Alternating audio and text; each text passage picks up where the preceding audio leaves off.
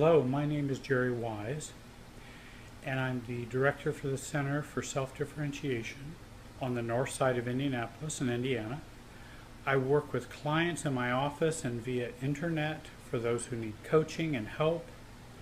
And this video is entitled Mission Impossible, the Parentified Child. Sounds like a big word, parentified. Basically, it just means a child who's been turned into a parent. And certainly children are not supposed to be parents. This video is about a dynamic not often addressed or talked about because it's a difficult area, and a lot of people I find kind of like to avoid talking about dysfunctional things. But childhood parentification is a pretty common problem, and it occurs with lots of folks. Children experience this by living in a role reversal with their parents. The parents are immature or underfunctioning or dysfunctional to the level in which they need their children to act as their caregivers or parents to the parents. And this can go far as emotionally, that they can't function very well emotionally, so the children must provide that emotional neediness and fill up their bucket as parents. Or it can go all the way to the functional and physical ways in which kids actually take care of parents, such as, 11-year-old boys driving their dad home from the bar, or mom sending the child out to go find the father. Those kinds of things, and that really causes lots of problems for adulthood when these children grow into adulthood. So how do I know if I'm a parentified child?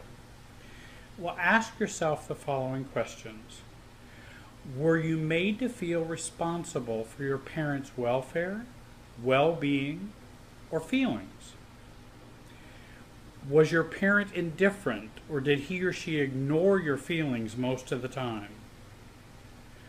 Were you often blamed, criticized, devalued, or demeaned by your parents?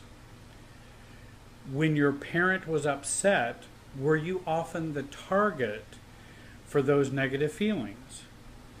Did you feel like you were always trying to please your parent without ever succeeding? Did you feel like your parent took all of the credit for your successes, or they lived their lives through you as the child? Did they ever make comments like these? Don't you want me to feel good?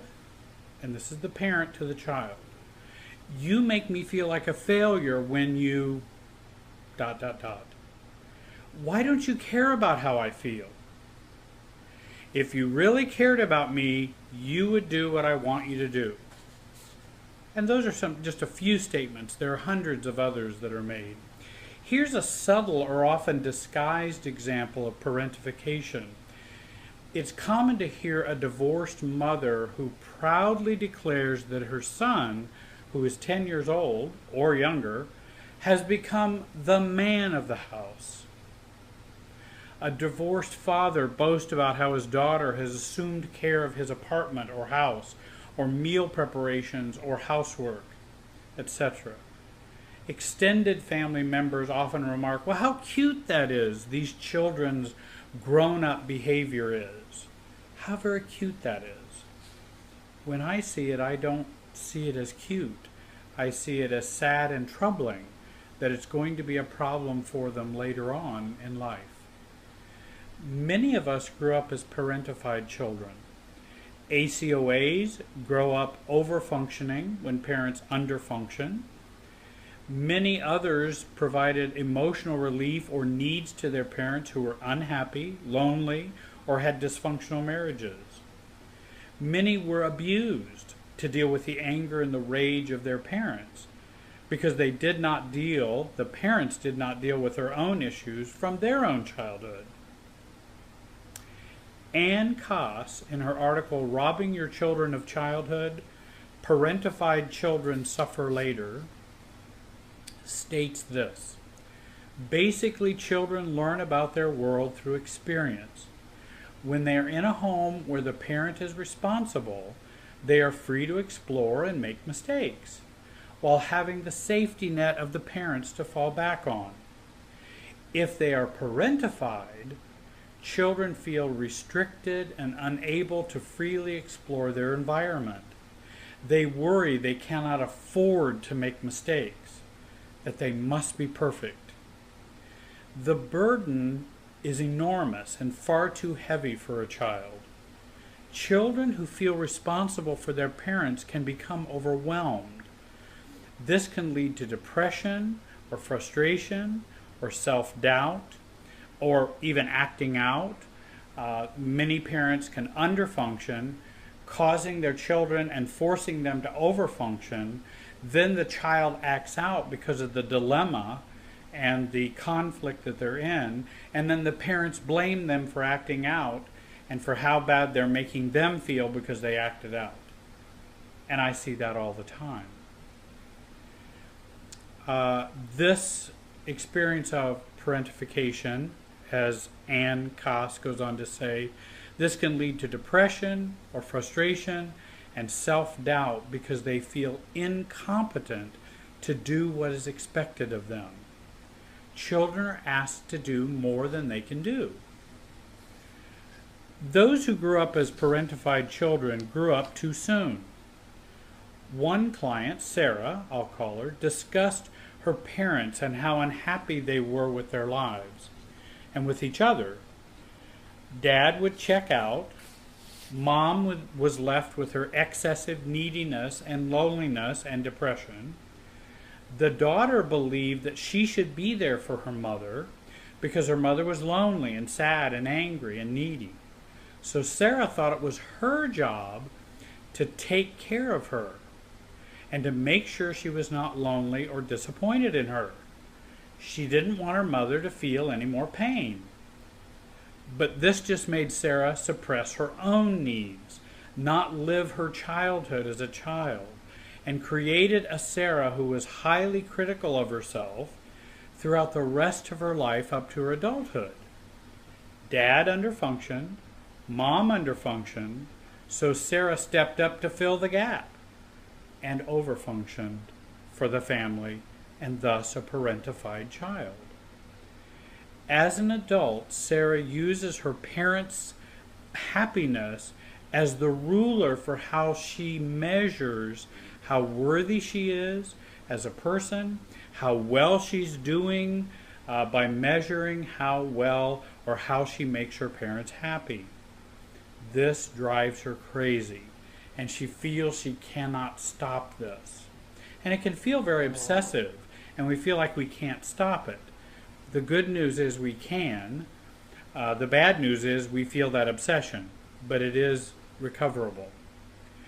When she does not measure up, she feels horrible and very self-critical of herself. So what is the experience of being an adult of a parentified childhood? Basically, we have shame-based lives. We have guilt-based lives. We live guilt-based lives. Any sense of self feels selfish and appears and we believe is selfish. We can have intense anger that has either been suppressed or depressed or is deeply buried, or we can be angry a lot but we just hold it all in. We are often highly reactive because we now have internalized our parents' criticism or disappointment in us, and also we feel anger as well because of that. We have very little self-care or knowledge of how to do self-care for ourselves because we didn't learn how to play and just be children and just explore the world and explore myself growing up. I had to focus on parents and focus on their needs. So I didn't learn much about me growing up as a parentified child. We tend to be overfunctioners and highly reactive to those who underfunction. We're often hypervigilant about external measures of how I'm doing. Do I look okay? Did I give that presentation well enough? Would this have upset my mother or my father? A lack of internalized measurement for how I am doing and what I want or need. We have a lack of those. We don't have an internal ruler. All of our rulers and measuring sticks are all out there, and they're held by other people. We often have major trust issues because love, acceptance, and validation feels like it can always be withdrawn at any moment for any behavior, any thought, or any feeling. And then what's even sad, even any behavior that is assumed or thought that might be there or feeling that is projected onto us. That others can withdraw their acceptance and love and positive regard from us because of what's in their head, which then strips us and rips away how we feel about ourselves. Intense feelings are the real cause of any problem. In other words, we have a real intense belief that we are the real cause of any problem, and that we're the cause even of the weather. I mean, it's our fault. We have over-ownership of problems and causes. And for example, we think about our marriage that's failing, we go, well, it's probably 90% my fault and 10% theirs. We over-own who's at fault here because we don't have a very good GPS or gyroscope to know or to sense what is the proper balance of my responsibility and their responsibility, because we didn't learn that growing up. What we learned growing up is everything is my responsibility. That's what parentified children learned. Therefore, since you overown the problems, you therefore are the only solution. Fix you and the problem can be fixed. We keep trying and trying, but no matter how we try or how we try to fix ourselves, adapt ourselves, change ourselves, we try to be the solution, but it just doesn't fix it. And this is why I call it Mission Impossible. That parentified children are on the Mission Impossible.